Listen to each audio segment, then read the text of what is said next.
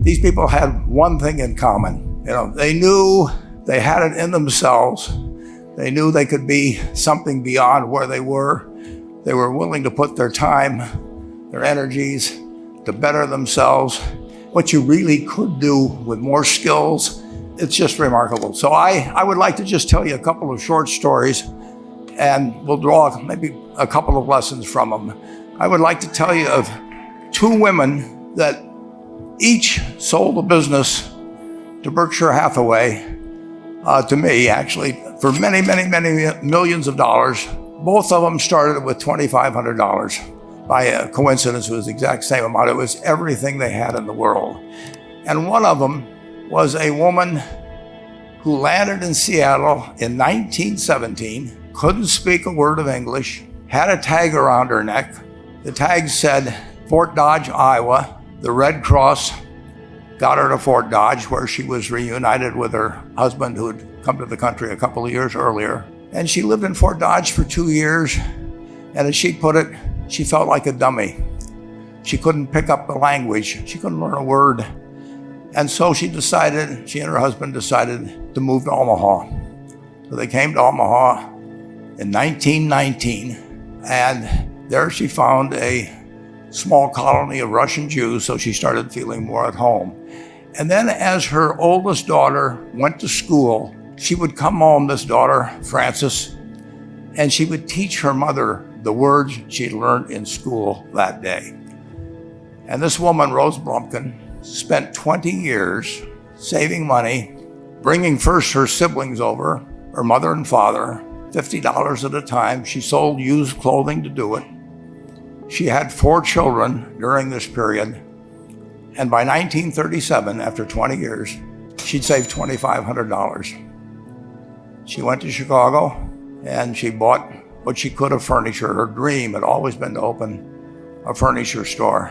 And this woman who had never gone to school one day in her life, with $2,500, but with the same spirit that the people in this room had about having a dream and working to accomplish that dream, she built a business which she sold to me in 1983 for $60 million approximately, and which did $1.5 billion worth of business last year. The 4th generation is working in that business. This woman, Rose Blumpkin, she worked for me until she was 103.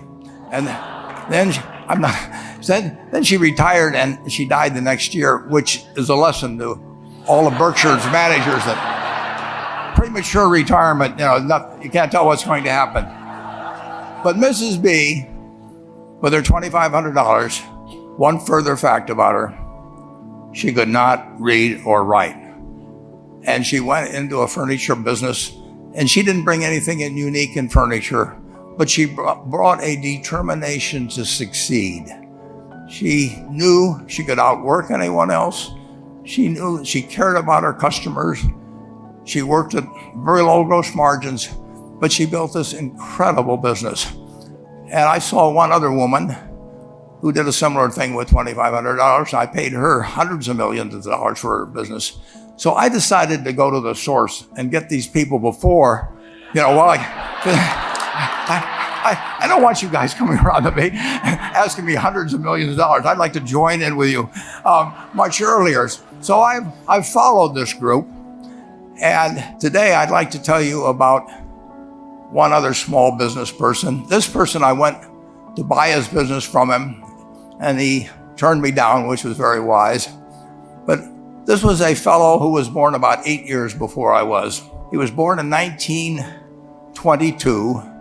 We'll call him Jack, lived in the Midwest. He was a pretty good athlete, didn't like school much. And I'm going to tell you one thing early in the story. Maybe you can figure out who the guy was. The company he built hires more college graduates each year than any other company in the United States. And this fellow, who was destined for this but did not know it, Jack, went to college for a year and then dropped out. He really wasn't that interested in school. And the year he dropped out was 1941. And when the the United States became under attack. He went down to the Army Air Force recruiting station, volunteered, and they turned him down because he had hay fever. So he went over to the Navy and again volunteered, and they took him. They put him on an aircraft carrier. He flew small flight airplanes during World War II, got 2 distinguished flying crosses from the Navy, and then he came back to the Midwest.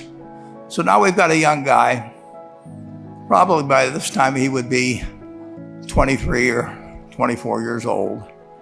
And the interesting thing is, he got back to the Midwest, and he actually kind of went from one job to another for a short period of, or not such a short period of time. And he finally became a used car salesman at a Cadillac dealership in St. Louis, Missouri. And at age 35, having moved up in the organization, the sales organization, he said to his boss, "Could I go into car leasing business with you?" The boss said, "Well, if you'll cut your salary in half and you'll come up with, I think it was $25,000, which he borrowed, we can become partners in a car leasing company." So my friend Jack started at age 35 in the car leasing business. And he had 7 cars. It was pretty slow.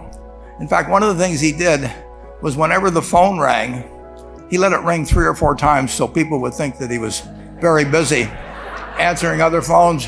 And of course, it was the only call he was going to get all day. So his first venture was okay, but it wasn't really going to go anyplace. And there's a lesson in this for all of us. At age 40, he decided, with 17 vehicles, 17 cars, he was going to go into competition in the rent-a-car business. So now he's taking on Hertz and Avis and National and people like that who have hundreds and hundreds of thousands of cars. And he's got 17 cars, and his cars aren't any different than theirs. I mean, he's buying them from General Motors or Ford or Chrysler. And he can't get the airport locations. Those companies have them all sold up. But he was determined that he would basically offer the customer, can't offer him a different car, but he can offer them friendlier service than they've ever seen. And so he started a company. He named it after the battleship that he'd flown from in the Pacific, which was the USS Enterprise. And he died about a year and a half ago. But when he died, his rent-a-car company, starting with those 17 cars, was worth more than Hertz and Avis and all the rest of the rental cars put together. The man's name was Jack Taylor, and his son, Andy Taylor, is a good friend of mine, runs the business now. A grandchild is in the business. There'll probably be a 4th generation along the line. So this man in the United States, he didn't invent artificial intelligence. He didn't do anything that, just like Mrs. B selling furniture, I mean, that any one of us could have entered those businesses.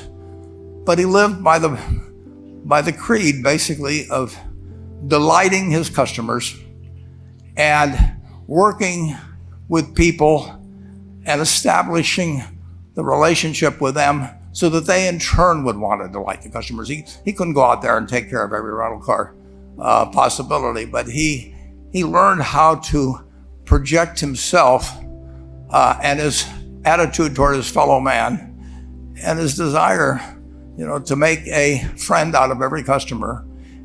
He managed to take very ordinary cars and turn them into this extraordinary business from virtually nothing.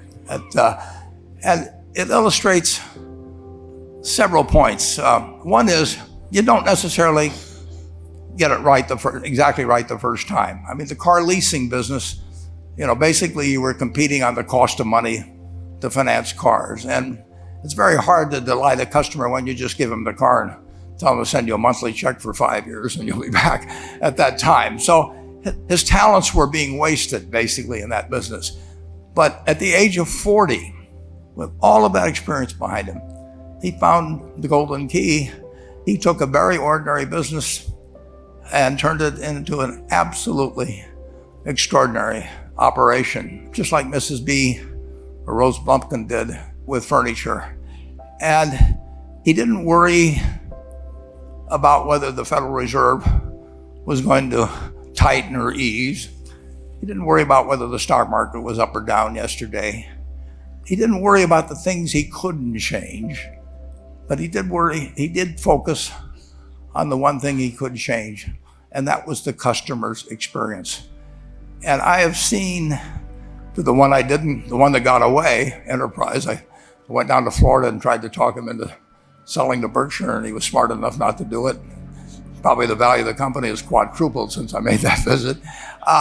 But he was smart enough to see that he would find that business. Henry Ford, as you may know, failed twice before he started the Ford Motor Company in 1903. I mean, the test isn't whether you get the greatest business idea in the world the first time out. The test is whether you keep learning as you go along what your strengths are and what you can do for your customers, what you can bring especially to the party. And to do that, you need the education that I know you've received through 10,000 small businesses, but you need a genuine desire day in, day out to delight the customer. I've never seen a business, and I've seen a lot of businesses, but I've never seen one that delights the customer that doesn't succeed. I mean, what you want is that customer the next day when they think, do I want to rent a car or do I want to buy some furniture? What goes through their mind? You know, it's the place where they've had a great experience. I don't know what I paid for this tie. Actually, probably if somebody gave it to me, but for the purposes of this speech, I will say I have no idea. But or the shirt I'm wearing, or this. But I do know, I will remember how I was treated when I bought it. I mean, you long forget about the price, but you never forget whether you had a good experience or a poor experience with the purchase experience. And you'll have a hard time finding a person that's had a wonderful experience, a delighted experience in purchasing anything that isn't going to come back.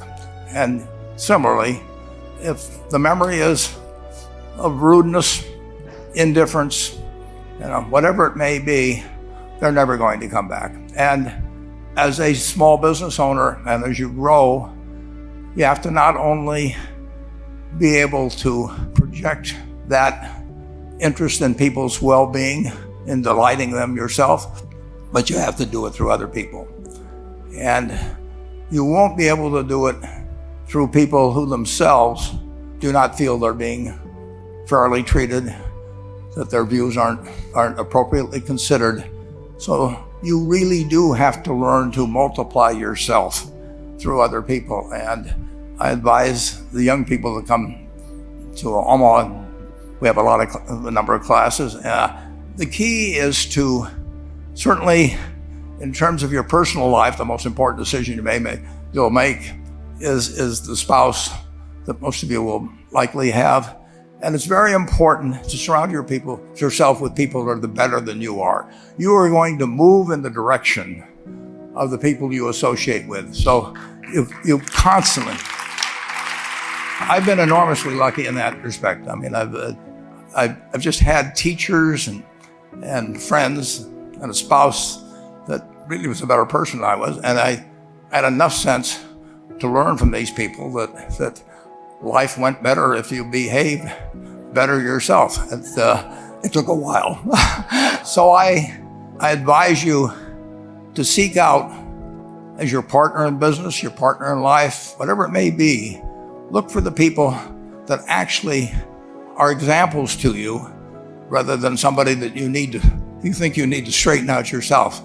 And simple rules like that, delighting customers, working through other people, associating with people that will cause you to move in a better path than you might otherwise have, they will take you so far in life that it's hard to believe. I mean, they took Rose Blumpkin without being able to speak a word of English, couldn't read or write. And they took her to what is now a $1.5 billion business. And incidentally, there's been no money put in it since the $2,500. That's been the total capital paid into the Nebraska Furniture Mart. And I think if you looked at Enterprise, I don't know their books the same way, but my guess is that very little equity capital has been added to Enterprise over the years. The business built on itself. So I want to tell you, I admire this group enormously. When I met Dr. Mello's class on September 22nd, 8 years ago, I was thrilled. And I admire people that are doing what you have done. Working hard at your job at the same time, you took on an added, really, lot of hard work to further your skills. 99% graduate. I mean, that's a mind-blowing statistic. And I'm looking at 2,200 people here who I admire. I'm cheering for you, and I can tell you the best is yet to come. Thank you.